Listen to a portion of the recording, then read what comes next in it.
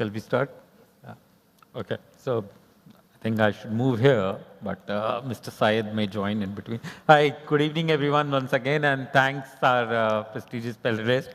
We are looking forward to learn a lot from you guys, and that makes me excited. And I've captured some notes, and I will be. The best part about being moderator is that you can have the liberty to choose to make notes. So I'm utilizing it. So I'll probably ask Karishhma, like, we have been talking about the agentic, like since morning, there's a lot of sessions where we have AI and which is, hi, welcome, Syed. So one of the most important, the curious, like there's always been, there is a communication or there's a conflict between that, like the floor operations versus the IT teams in it. How do you see that changing and how do you see that evolving, or what are the kind of, the learnings or your experiences around these two areas, which you see has like the new age manufacturer has to learn on this field, will learn from like, okay, what's happening and how the Karishhma is dealing with that in the today's era. Hi, and very good evening. I think that's like an everyday question you're asking us. So one thing is, both the teams are usually 100% sure the problem is because of the other team, right? Yeah. So whenever OT team says, I've sent the data, IT team says, I've not received it. Or there's OT team says it's an application issue, while I say, no, it's a mechanical issue. And then, for giving them more benefit, their PLM does not have the logs. So I cannot actually confirm that problem is where. And meanwhile, somewhere, have just copied a image from one device to another, and then the duplicate IP and the entire network is down. So that's where I think it is more of I call myself that I'm not a CIO, I'm a chief investigation officer to identify where the problems are. But having said that, on a serious note, I think both of the teams now do understand, because we have a lot of connected systems. A lot of convergence are happening. There's a lot of handshake between IT and OT is happening there.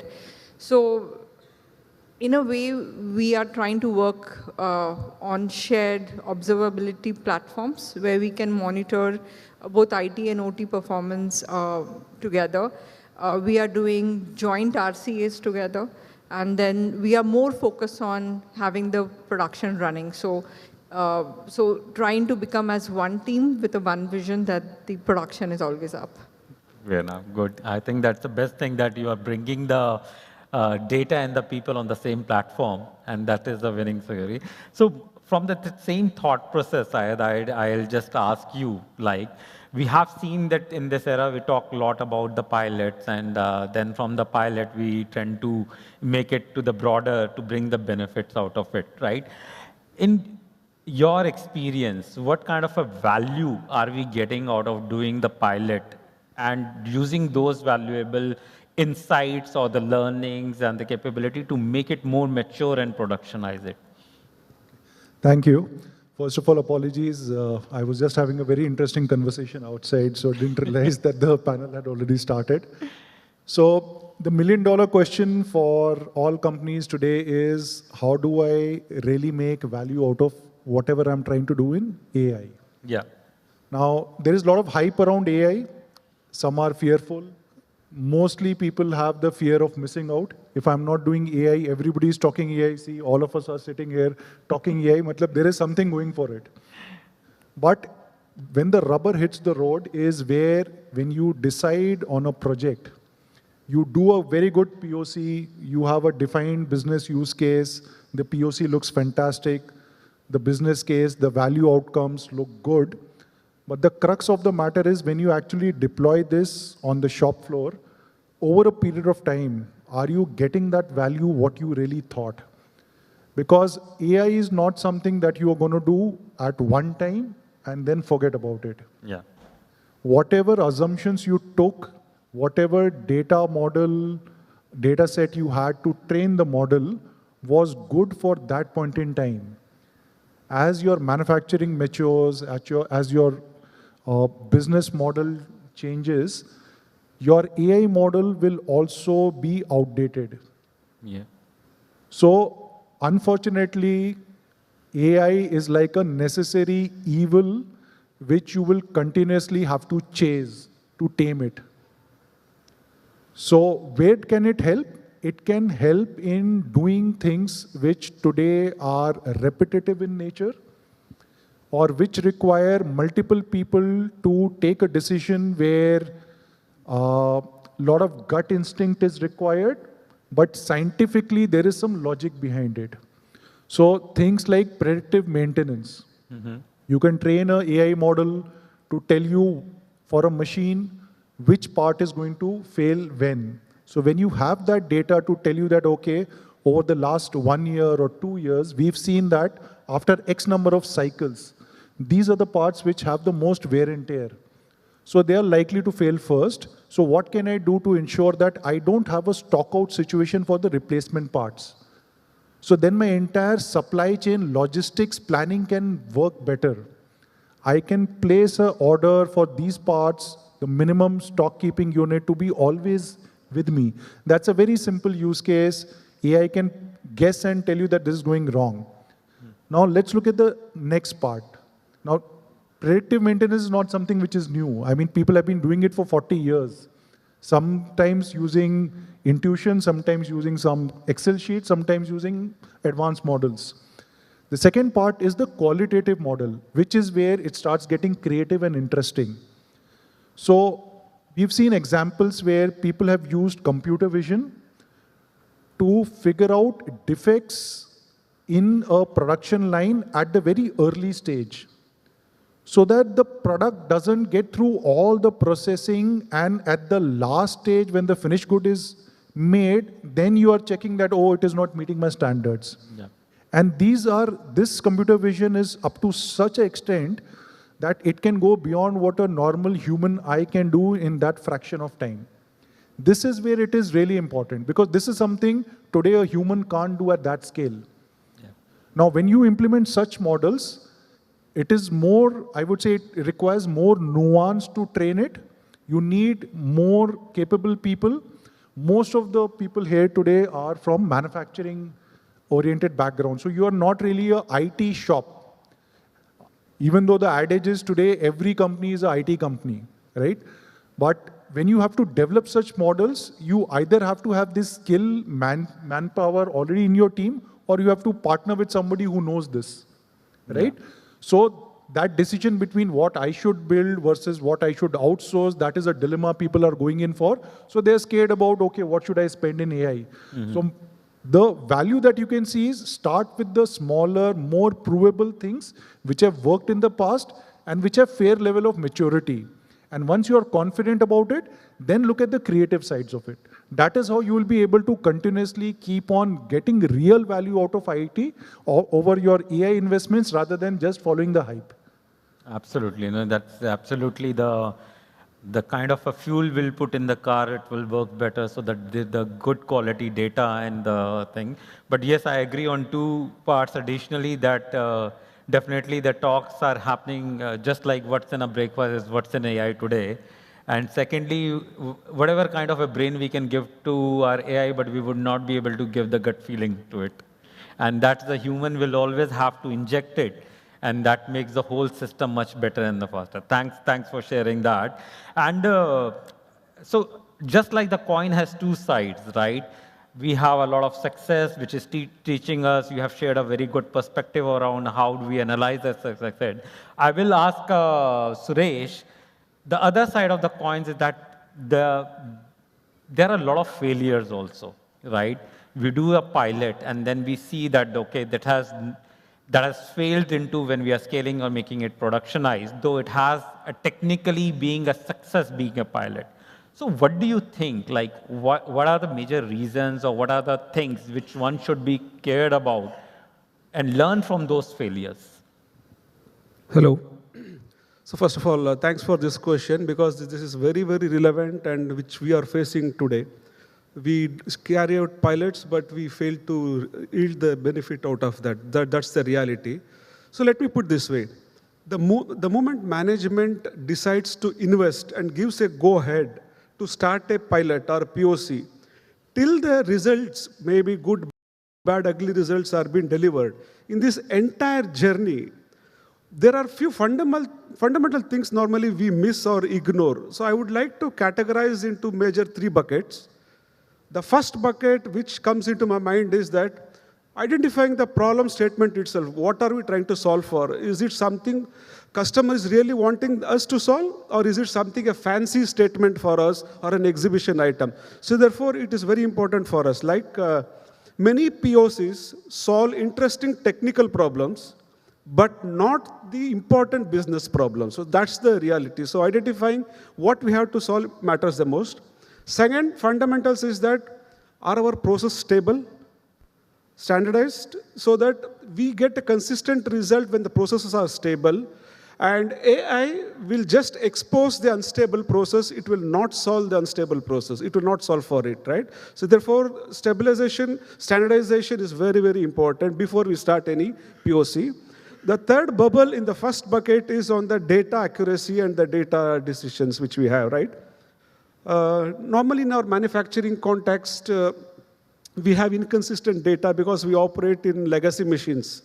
And we can't expect the right level of data. And if processes are unstable and data are inconsistent, AI will learn the bad behavior from the bad data, basically. That's how it is very important for us to have the data sanity. So this was the first bucket. The second bucket, which I think of normally when I talk to my team or understand the process, is choosing the right technology or the solution. That itself is the biggest gap. For example, we make cars. At the end of the final line, we need to have inspection process, exterior inspection. A operator or inspector can do this, or we want an AI to deliver this surface check or the exterior inspection. It is with us that what type of solution we choose. I can go ahead with a simple rule-based vision camera or an object identifier, or I can directly, out of excitement and anxiety, invest on deep learning or something much advanced AI. So it is as good as for me, you get into a rocket to reach a grocery store, which does not make any business sense. So that is very important. Next is on the AI literacy. I'm not talking about the deep mathematics or the advanced analytics. A IT engineer gives this problem statement to a service provider or a vendor, does not understand the real problem statement nor the process. The way the problems are being articulated is about the accuracy. Their focus is mainly on improving the accuracy, but we don't need accuracy improvement. This gives impressive dashboard, but what we are trying to solve is good or bad. Yes or no. That's what we expect from this, not the accuracy improvement. So that's what the biggest thing. And important thing in the second bucket is that we should take a step-by-step approach. Normally, I'm sharing my experience here. Normally, from 0, we directly jump to 100. It does not work that way. It needs to be proven step-by-step in the production environment and take that decision. So this is how it has to work. Normally, we miss that. The third main bucket is the management system and the management itself. Do we have a structured governance around this? See, normally, digital transformation is just, for me, 20% of your technology. Remaining 8% is about people, process, and leadership. Technology can give us the insights, but management translates those insights to meaningful business outcomes. So that's where we actually need to focus on the management. To sum it up, Industry 4.0, the graveyard of Industry 4.0 is full of successfully proven POCs which never entered the shop floor. So we need to anchor AI to the real business problem, give the ownership to the production, not the IT or the digital team, identify the solution which are smarter and the realistic ones, and scale up step by step. That's how we can converge from POCs to a successful value creation. So this is what is my insights on this. No, that's a very valuable insight, I think, Suresh. If I can certainly connect, like, are you trying to prove the technology works or are you trying to solve a problem? It is a billion-dollar question, right? Because that's where the crux of the problem lies. And you rightly said that if you give rain as a problem to a techie, it will start try to stop the rain. But you give it to the problem solver, it will invent an umbrella. And in the same manner, yes, how you're using AI in specifically to solve the problem and drive the right outcome, it is very important. So when we have looked at the two sides of the coin, right, when we have seen the success and there's a lot of valuable insights or learning from the success and the failure, based on those insights, I will go to the surgeon and ask, like, now you have grabbed, you have 6 failures, 4 success, you grab those insights, you have the very valuable. How do you see, with those success and the failures, in the new AI words, how it is shaping the governance and the ownership aspects in overall manufacturing enterprise? Is there a change that it is bringing on or how it is reflecting? Would be an interesting thing to know from you. Yeah. Audible? Yeah. Yeah, yeah. So, Deepak, thank you so much for asking that. And I was hearing what Hussain, Karishhma, and Suresh shared. And I'm also fascinated when you were presenting just a couple of minutes back. One shift which is changing is earlier we used to have silos like, manufacturing, customer service, logistics, planning, etc. And then there was consumer or customer out in the market and sales was coordinating with the customer. I think that framework is changing now, that silos are not there today, and those boundaries are blurred, okay? And this is majorly driven by the way consumers are also changing, because in last 2 decades, if I talk about, we shifted from general trade to modern trade to e-commerce and now quick commerce. So today you have access to a modern trade, a DMart, Reliance also, and you have also access to Zepto, Swiggy, Instamart. So the way consumer has evolved, we also have responded to it, but the challenge lies how do we integrate into a value stream. For example, logistics is no more just shipping it out to the customer. It is also about sensing what is happening in a store of DMart or Reliance on a weekend, and how do we respond to that. If the salary weekend is there, it is not just the sales guy who's knowing it today. It is across logistics, planning, and as well as to some extent the manufacturing plant also knows today. So this is what the change is happening. So that change also brings us a lot of challenge. Whomsoever wins it first will sort of accelerate in the market, because today the biggest challenge is also to sustain and improve the market share. Earlier, there were 2 brands, which is, Pantene and L'Oreal, but today multiple brands are there. So to win with the consumer, you have to blur these lines, you have to adapt to the new way of working, and then thrive in the market. This is how I would sum up. And really fascinated by the line you shared. How do you take the decisions faster and reduce the time it takes to decide? Absolutely, thanks. And that's what I've also been living through. And I completely agree that one of the biggest aspects and the good change that AI is bringing is that breaking those silos and blurring those lines. And as Karishhma also said, that bringing the people and the data on the same platform as solved. And so as we have seen it, and you have rightly said that the ownership definition is across the boundaries now. And we own the problem rather than owning a certain aspect. So I'm very enlightened with the aspect of the success, the failure, that's the thing. But one thing which remains always in our head, and I think everyone would be able to correlate this, Syed, is that now I know I have done the pilot, I have the success, I have the failure, I know the ownership. But how do I decide whether should I build it, whether I should partner with someone, I will buy a product? Like, what are the various different characteristics you use or you feel are very valuable in order to make that decision faster and more better? Because that is one of the biggest questions which always stays in everyone's mind. And with the AI coming into the picture, a lot of trust and a lot of aspects, it makes it more like the bigger in nature, right? So how do you make that decision, or what metrics should people follow in that manner? I think this is a very interesting question. It's a question that fundamentally is asking, should I buy AI off the shelf, commercially available models? Should I partner with somebody to ensure that whatever I want, he builds and gives it to me, maybe in a joint way? Or should I, using my own expertise, in-house expertise, build everything from a scratch because it is my IP, it is my USP. Tomorrow I might find ways of even monetizing it. So that is the question. Buy, co-partner with somebody, or build. Now, which is the right silver bullet? There is no silver bullet. It all fundamentally starts with one reality that irrespective of what the entire media, the entire world is telling you on AI, there is a gap. And that gap is what you feel the AI will deliver to you versus your capability to actually realize that. No matter if you think that, okay, today you have an Indian AI model, you have an American model, you have a Chinese model, every day there's a new kid on the block who's coming up with a better, faster, cheaper way of doing things. But tomorrow the things will change. So whatever decision you're taking today to fix on a particular LLM model, tomorrow that might be outdated.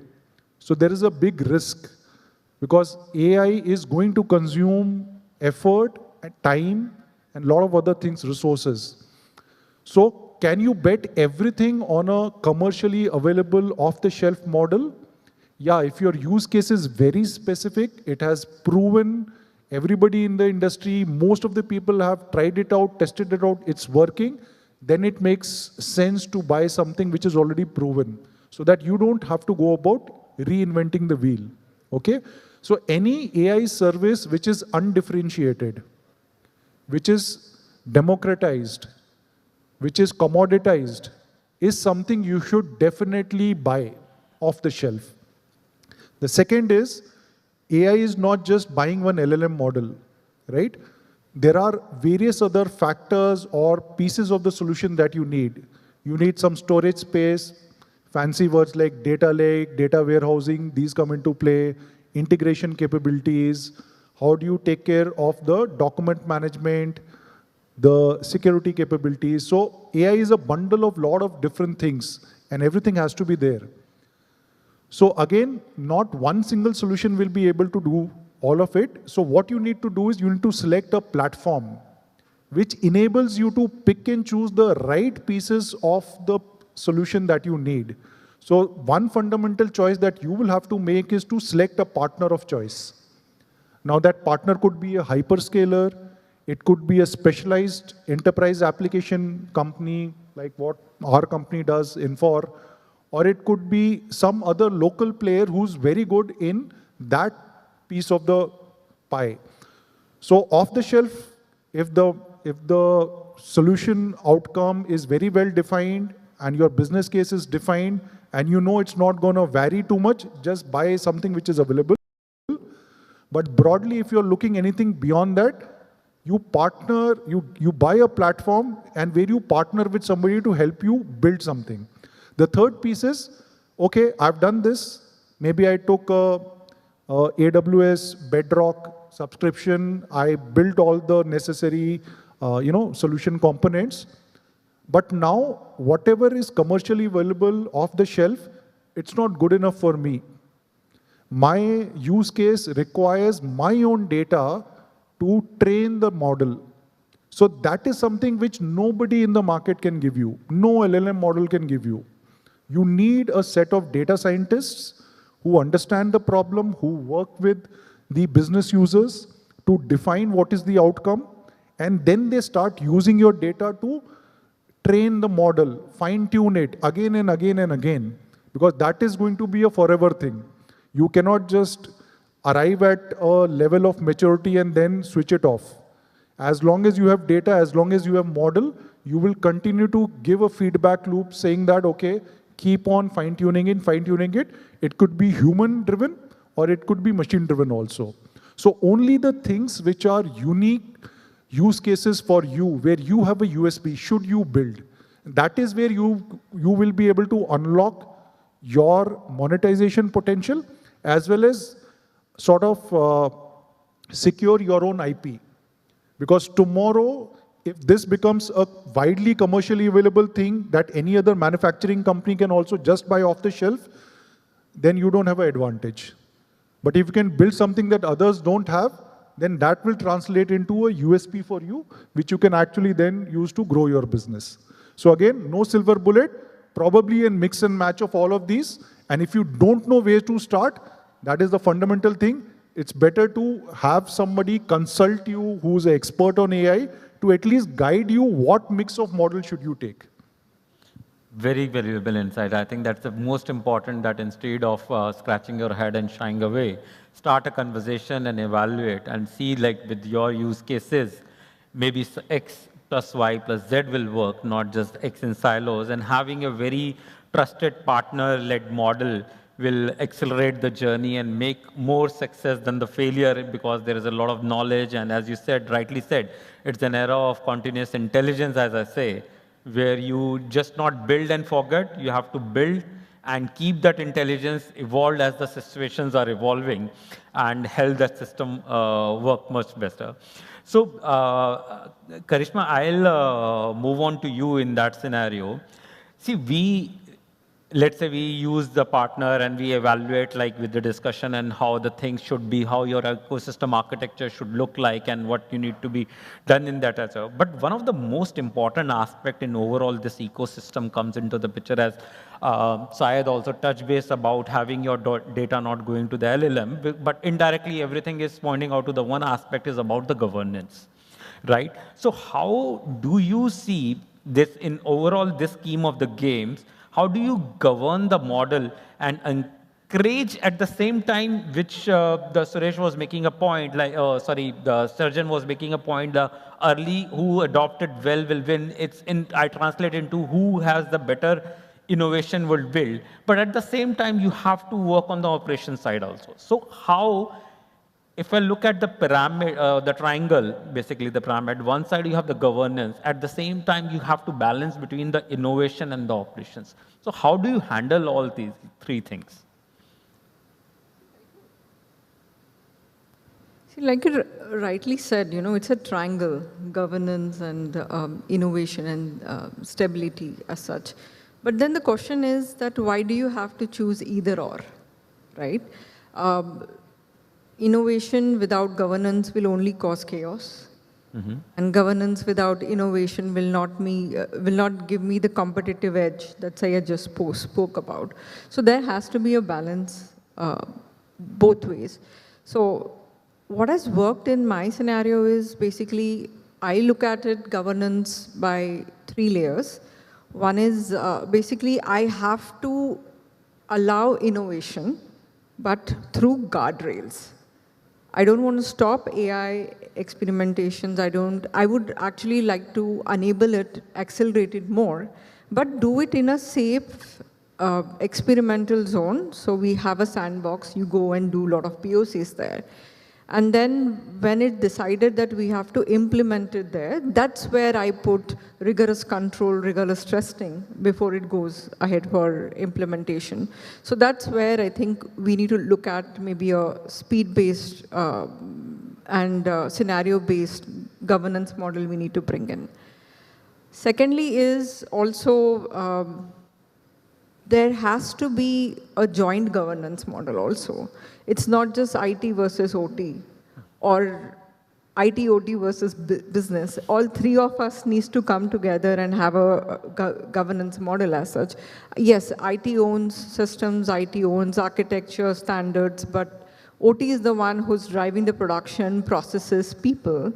And then business is the one who needs to understand that the value is coming out of that particular POC or not. So that is important. And the third and most important thing is, are we doing this innovation just for the sake of doing innovations? Or is it really adding value to my business, right? So before choosing which one goes to production, I have to really ask a question that in a local language, I'll ask, kya ukhad rahe ho? Right? Whether are you increasing my production cycle, whether you're reducing my downtime, whether you're adding to quality, If those business outcomes are not linked, then you do n number of POCs, you will not get benefit out of it. So I guess these three things are very important, and then together governance, innovation, and stability will go hand in hand. Absolutely. No, I think that's a very beautiful perspective of when we see it, how to balance. You have added like, why do we even need to drop one to have the other, which is a very important aspect. And definitely having two different environments where you can be more liberal and free in doing your innovation, but having a right guardrails when it happens to the real production, it adds up a lot. And absolutely having the triangle of the business and the operational and the IT together will make this thing's outcome much better. I'll just like to add, like how much governance you will put. We cannot stop AI POCs anymore. It's all over, right? Yeah. Completely agree, completely agree. It is right, the need of an hour and is the food of every company nowadays, and definitely. So then in terms of Suresh, like we have seen like how having the business operations and that IT working towards the outcome liberates and creates that AI ecosystem which is far more governed and better into use. What do you think in your terms, is it the AI outcome and will work the same if the processes are broken, or will it bringing any different kind of a shift in order to bring the AI that I have to work towards more of my, the process excellence, or do I need a change over there? So what's your perspective on that? Okay. See, any AI or digital transformation will create value if it is anchored with a strong manufacturing fundamentals. If not, if it is not happening, it will not work that way. So my direct answer for your question before I justify is, operation excellence must come first, because AI is not a substitute for process discipline. AI cannot compensate for a poor process. So that's the fact. So therefore, we need to rely on operation excellence and manufacturing excellence, we say. Like in my earlier answer, I said that first we focus on process stability, then standardize the process, then we improve the process through simple Kaizen or just do it things, right? Then further upon, we build on digitizing, then bring AI to further optimize this. So there is a logical sequence for all this to be done. Normally, what companies does is, we try to digitize a unstable or a semi-stable process, then bring AI, then we start to correct the process at the end. So this is what is happening nowadays. So therefore, operation excellence is the fundamental. AI is the accelerator. AI amplifies whatever it has been given to it, actually. So that's how we need to look at and focus on the strong fundamentals. Of course, I'm not saying operation excellence and AI are the competitors. They are not competitors. Operation excellence creates the stability in the process and the data integrity. It gives the data insights, basically. And AI will actually create much more value out of these foundations. So therefore, we need to understand that before we get into this, we need to have a strong process, stableness in the manufacturing excellence and the culture of the continuous improvement. Then we start to automate things. So this is how we think if we apply AI on an unstable process, we are in a way making mistakes faster, actually.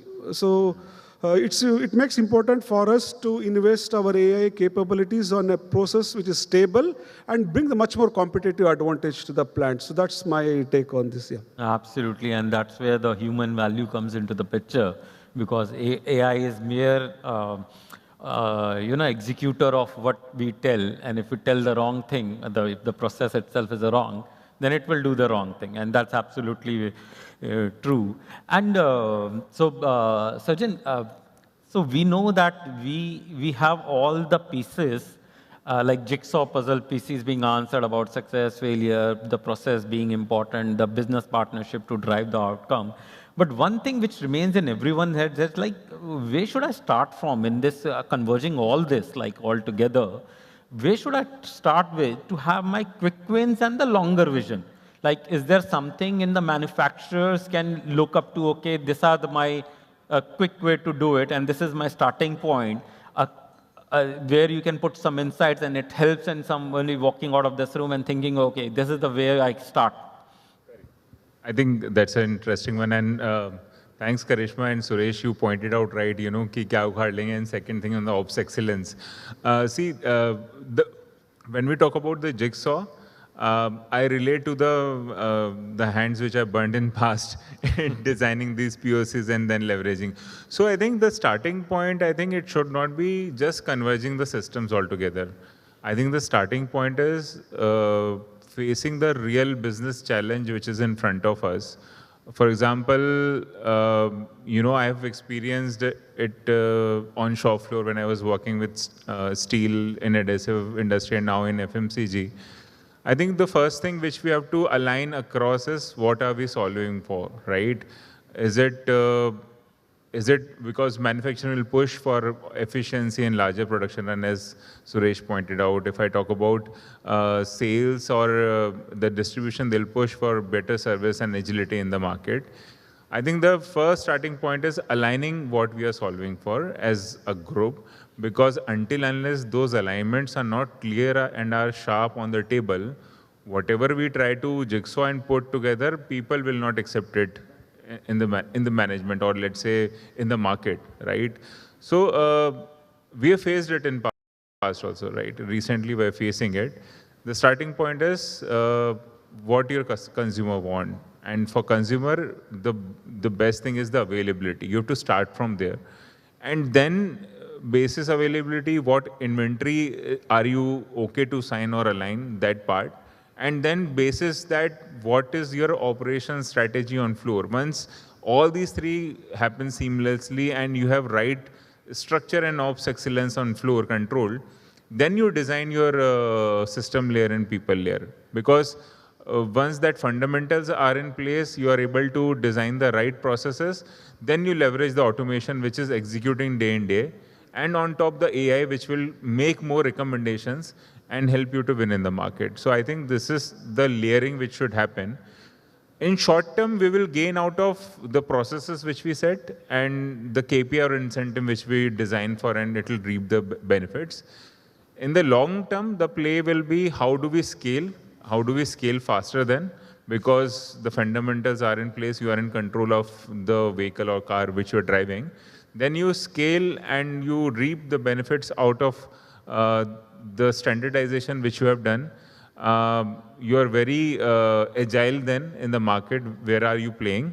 And you are also in control of the variables which will define the market, which will be these events of, you know, a COVID or let's say recent war, because these will be the testing times then when you come together and then you keep winning in the market. So this is what I have experienced, and I'll continue, you know, exercising day in, day out in the business.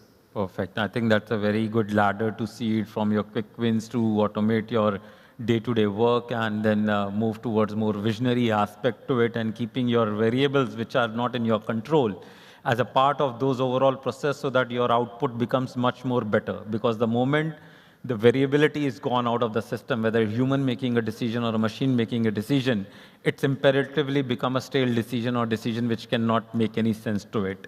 Now, I'll keep this question as open for all, but I will particularly like Syed, you to, if it's possible, to share an example, a real example where you have really helped an organization, a manufacturing organization, in using the AI converging this some IT and OT problems and the challenges, or a successful use case which very interesting to you has resulted a business outcome or helped the customer driven problem solving, which can enlighten the room to know the real use cases around it. Sure. So I think one of the very simple use cases was we were working with a client which had a legacy ERP system deployed. And because of their manufacturing processes changing over a period of time, they had years and years of data where the item masters, the master data were all, there were a lot of duplicates, a lot of cleaning up activity needed to happen. So fundamentally, when somebody tries to do this manually, it's a big task and it is prone to a lot of errors. But if you have a solution which helps you to basically categorize, identify the duplicates, quickly take decisions, and then finally a human is doing, authorizing the changes, but you have the tool to be which allows you to do these fundamental decisions very quickly. Then what happens is the entire man-day effort, which was going to take 7 years, we calculated, they were able to do it in 3 months. This was one of the biggest fundamental transformational changes which happened for a big multinational company. Wow. Which we were upgrading them from a legacy system to the latest ERP system in the cloud.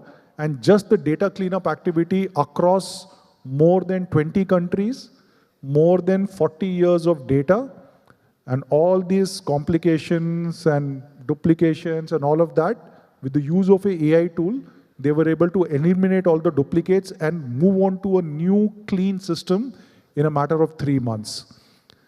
So these case studies are also available on our website. If somebody is interested, you can just go to infor.com/AI and you'll see many more use cases. Specifically in manufacturing, you'll find people who are using either Gen AI, which is the easiest use case, summarization, adding value to people when they are either sending out some information to a client or they want to do a quick report.